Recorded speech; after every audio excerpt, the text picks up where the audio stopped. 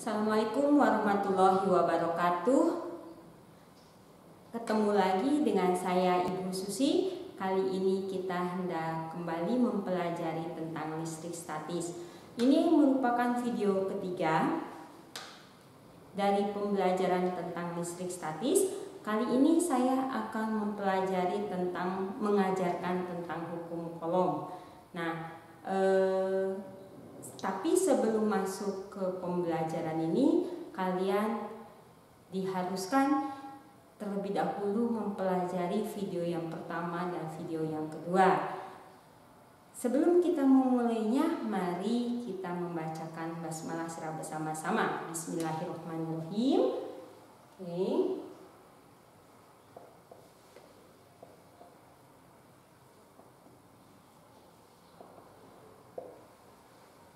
Pada video yang kedua, kalian masih ingat bahwa kaca digosokkan dengan kain sutra, dia jadi apa?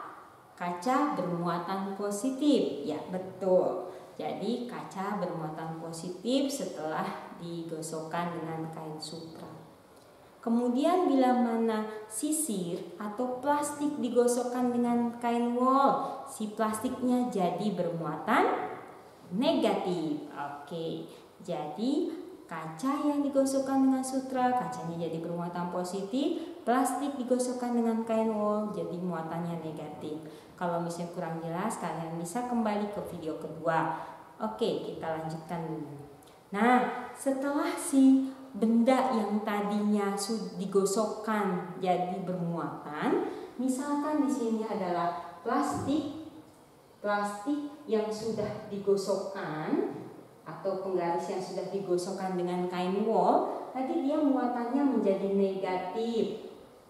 Kemudian oleh kaca yang sudah digosokkan dengan kain sutra, muatannya jadi positif. Nah, bagaimanakah jika plastik yang muatan negatif ini didekatkan dengan dengan kaca yang digosokkan dengan kain sutra ini, didekatkan nih. Apa yang dihasilkan? Oh, dihasilkan sebuah sebuah gaya tarik menarik. Nah, waktu SD dahulu kalian sudah tahu bahwa benda yang bermuatan positif jika didekatkan sama benda yang bermuatan negatif, dia akan tarik menarik. Kalau misalnya benda yang bermuatan positif didekatkan sama benda yang muatannya positif, dia tolak menolak. Benda yang negatif dengan benda yang negatif, dia akan tolak menolak, seperti itu. Jadi kalau misalnya sejenis, ada sebuah gaya tolakan. Kalau berbeda jenis, ada gaya tarikan. Nah, itulah disebut gaya tolak menolak atau gaya tarik menarik. Nah, kayak gitu. Inilah yang dikatakan dengan listrik statis yang waktu kemarin ya. Oke, nah kalau misalnya soal UN cenderungnya seperti ini. Nih misalnya ada benda A, kemudian ada benda B, lalu kemudian ada benda C, lalu di sini ada benda D. Nah, benda A, benda B, benda C, dan benda D ini dia bermuatan. Nah, katanya seperti itu. Nah, benda D ini diketahui dia bermuatannya negatif. D bermuatan negatif, bermuatan negatif. Nah, katanya D dengan C terjadi tarik menarik. Kemudian C dengan B, nah tolak menolak.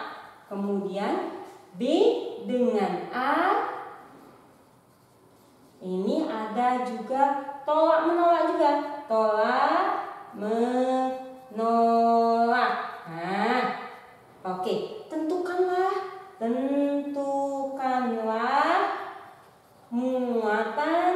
muatan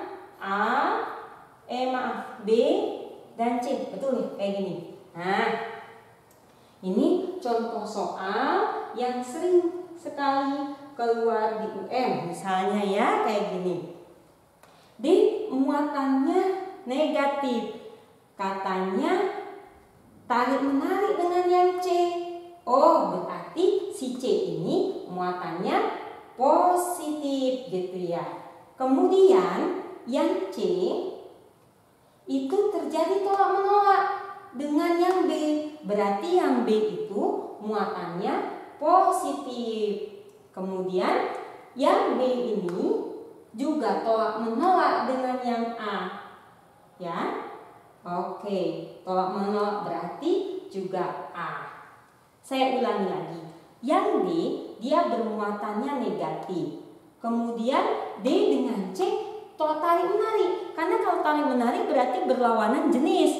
Berarti yang C ini muatannya positif gitu ya. Kemudian C dengan B tolak menolak. Kalau tolak menolak berarti sejenis. Positif dengan positif, ya kan? Berarti B positif. Kemudian B dengan A tolak menolak. B dengan A tolak menolak berarti positif dan ini juga positif. Seperti itu. Jadi diulang kembali materi SD dulu bahwa benda yang bermuatan sejenis, ya kan? Jika didekatkan akan menimbulkan gaya apa? Gaya tolakan, ya. Jadi kalau sejenis dia akan menimbulkan gaya tolakan. Kemudian jika benda yang bermuatan yang berbeda muatan. Nah, ini berbeda muatan didekatkan. Maka akan timbul gaya tarikan atau gaya tarik menarik. Oke, Ibu ulangi lagi ya. Kalau misalnya sebuah benda itu misalnya kaca dengan sutra itu sudah digosokkan, kacanya jadi muatan positif, sedangkan plastik itu digosokkan dengan kain ngok, dia jadi muatannya negatif. Jika didekati nih yang negatif sama positif, jadinya akan menghasilkan gaya tarikan. Oke, ini adalah salah satu contoh yang sering keluar di UN. Kalian berarti harus paham mana yang menimbulkan gaya tolakan, mana yang menimbulkan gaya tarikan. Tarikan kalau misalnya berlawanan jenis, sedangkan tolakan itu ketika dia sejenis. Nah, sekarang pertanyaannya, gaya tolakan maupun gaya tarikan ini berapa besarnya gitu ya? Wah, dua buah muatan didekatin akan menimbulkan gaya tolakan, gayanya itu nilainya berapa gitu ya. Jadi ini yang dibahas oleh kolom Charles kolom. Kita masuk dulu, ini mungkin bisa dipelajari lebih lagi ya. Oke, Ibu hapus.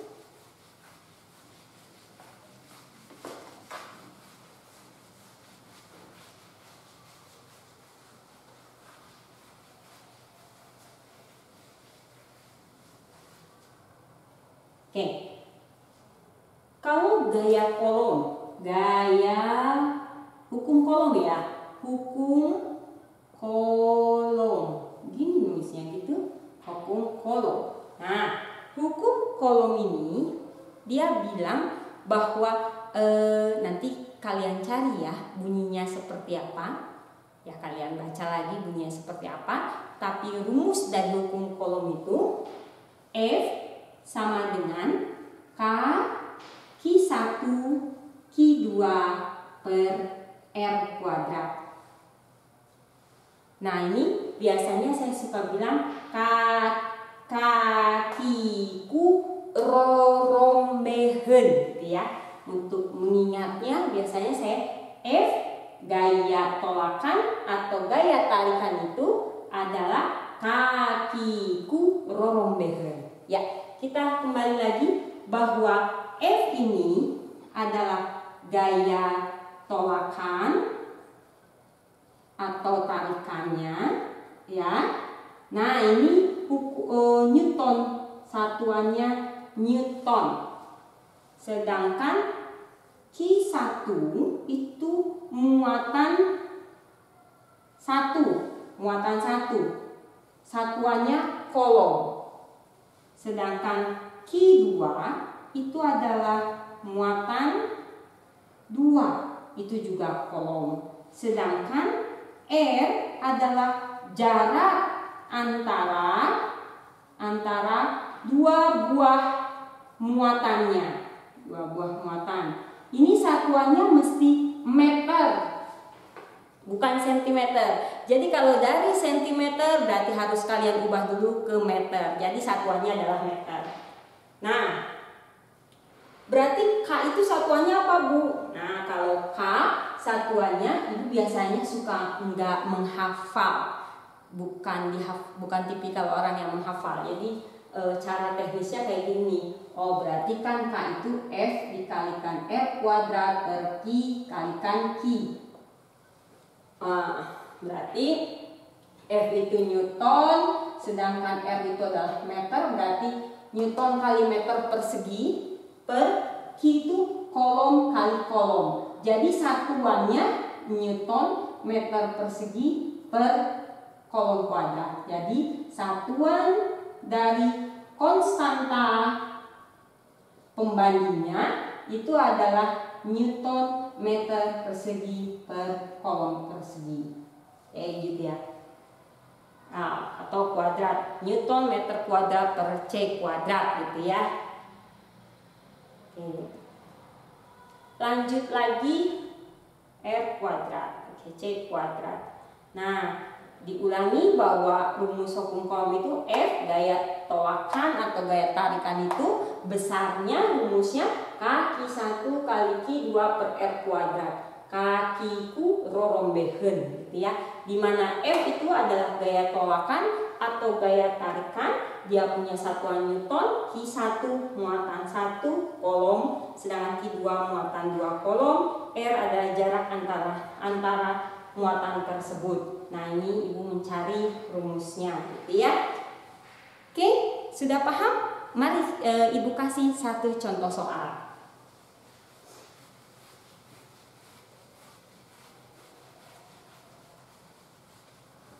Nah, berarti kan si gaya ini, si gaya ini dipengaruhi oleh muatan-muatan. Jadi kalau muatannya besar, muatannya 1, muatan 2 besar, dideketin, pasti dia akan menghasilkan gaya tarikan atau gaya tolakan yang besar karena tenaganya kuat, lebih besar dibandingkan kalau misalnya yang kecil saling tarik-tarikan sama yang kecil, berarti gaya yang dihasilnya juga kecil gitu ya. Kayak misalnya bumi ini gitu ya, bumi ini dengan bulan itu kan menghasilkan sebuah gaya yang besar juga, itu tarikan. Makanya suka ada fenomena pasang surut air laut gara-gara adanya tarikan bumi dengan bulan kayak gitu ya. Yuk kita lanjutkan lagi. Nah, misal ya. Oke. Ada sebuah muatan besarnya 2 mikrokolom ya. Dan 1 mikrokolom. Kayaknya lebih enak angkanya 3 deh. 3, kemudian di sini juga 3. Nah, kemudian didekatkan sejauh 3 cm mungkin ya. Didekatkan sejauh 3 cm, anggap seperti itu. Lalu berapakah ya besar muatan tersebut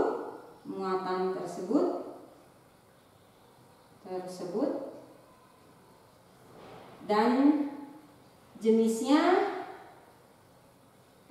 berapakah besar, bukan besar gaya ya, besar gaya dari berapa besar gaya yang dihasilkan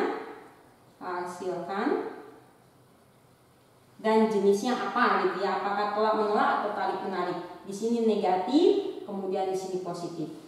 Nah, di sini ada negatif, muatannya bermuatan 3 mikrokolom, muatannya negatif, sedangkan ini 3 plus 3 mikrokolom, muatannya positif. Nah, berarti diketahui Q1-nya minus 3 mikrokolom, Q2-nya 3 mikrokolom. Ya, mikro itu artinya 10 pangkat minus 6. Jadi minus 3 kali 10 pangkat minus 6 kolom. Sedangkan ini juga sama, artinya 3 kali 10 minus 6 kolom, kayak gitu. Nah, R-nya jaraknya 3 cm, satuannya harus ke dalam meter, berarti 3 kali 10 minus 2 meter. Kenapa dapat cm ke meter min 2? Dulu belajar yang kayak gini mungkin ya, yang tangga-tangga ini. Kilometer, hektometer, dekameter, meter, kemudian desimeter, sentimeter, lalu milimeter. Nah, dari sentimeter ke meter itu naik 2 tangga. Nah, kalau naik 2 tangga artinya dibagi 100. Nah, ini yang dibagi 100 ini penulisannya bisa 1/100 dibagi 100 itu, atau 10 minus 2. Cara penulisannya bisa seperti itu. Nah, berarti 3 kali 10 pangkat minus 2 meter. Oke, sedangkan nilai K konstanta itu 9 kali 10 pangkat 9. 9 kali 10 pangkat 9. Saya lihat dulu, bener ya. Nah, 9 kali 10 pangkat 9. Ya, 9 kali 10 pangkat 9 tadi Newton meter kuadrat per kolom kuadrat. Kita masukkan ke dalam rumus yang ini, berarti jawablah. Nah, oke, gayanya dari muatan negatif sama muatan positif. Berarti ada yang muatan negatif sama muatan positif didekatkan. Gayanya gaya tarikan. Berarti F-nya gaya tarikan. Nah, kemudian F sama dengan K Q1 Q2 per R kuadrat. K-nya 9 kali 10 pangkat 9, Q1-nya minus 3 kali 10 pangkat minus 6. Ini 3 kali 10 pangkat 6 kolom-kolom. Sedangkan ini, oke, saya tulis yang ini kan ya, Newton meter kuadrat per kolom kuadrat kali 3 minus 3 10 minus 6 kuadrat kolom, 3 kali 10 pangkat 6 kolom. Ya, dibagi dengan R kuadrat. R kuadratnya 3 kali 10 pangkat minus 2, 3 kali 10 pangkat minus 2. Perlu diingat bahwa tanda minus pada muatan, minus muatan itu tidak dimasukkan ke dalam perhitungan. Tidak dimasukkan ke dalam perhitungan. Jadi jenis muatan Q1-nya negatif itu tidak masuk dalam perhitungan. Sehingga saya bisa, ini negatifnya saya, minus 3-nya saya hapus. Nah, ini tinggal gini aja. 3 dengan 3 bisa saya coret. Coret. Kemudian 3 yang di sini bisa saya coret juga di sini. Coret. Maksudnya 3 dibagi 3 1, 3 bagi 3 1, 3 bagi 3 1, 3 bagi 3 1. Satunya tidak saya tuliskan. Jadi yang sama bisa dibagi. Oke, kita lanjutkan dulu. Masuk ke sebelah sini ya. Saya tarik ke sini. Oke. Berarti sisanya itu adalah 9 kali 10 pangkat 9 Newton meter persegi kolom, meter kuadrat per kolom kuadrat kali 10 minus 6 kolom kali 10 pangkat minus 6 kolom. Ya, ini kuadrat berarti C kali C. C kali C di sininya juga C ya, berarti tinggal coret C-nya ada 2, di sini ada 1, ada 2, jadi bisa dicoretkan per. Oke, dilanjutkan dengan 10 minus 2 meter, 10 minus 2 meter, ya kan? Nah, ini meter dengan meter. Nah, di atas kan, nah bisa kita lakukan coret juga. Berarti satuannya sudah ketemu, cuma Newton saja. Kemudian di sini 9. Yuk, Newtonnya di sini. 9. Nah, ini 10 pangkat 9 minus 6, minus 6. Kalau misalnya di eksponensial ya, jadi A n kali A pangkat M itu sama dengan A n plus M, kayak gitu. Jadi ditambahkan kalau dikali. Sedangkan A n per A pangkat M itu adalah A n dikurangi M.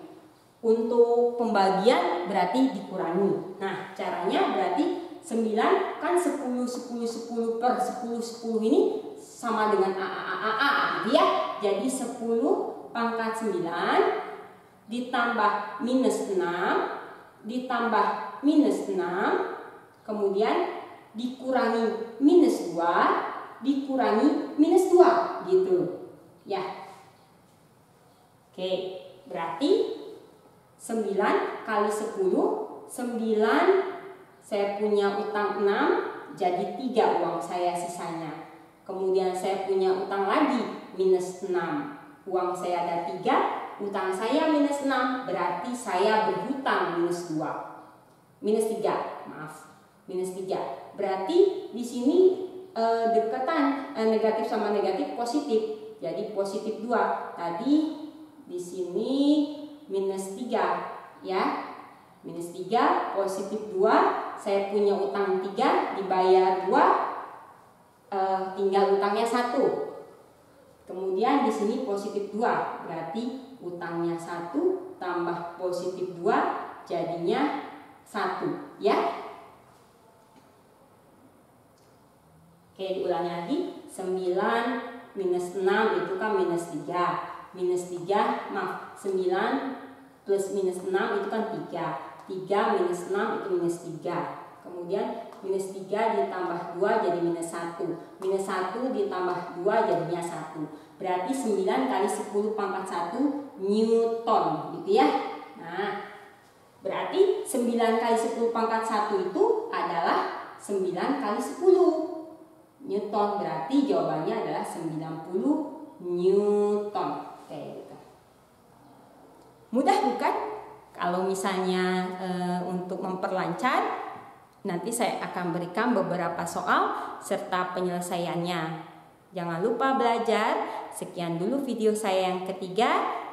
Tetap semangat. Assalamualaikum warahmatullahi wabarakatuh.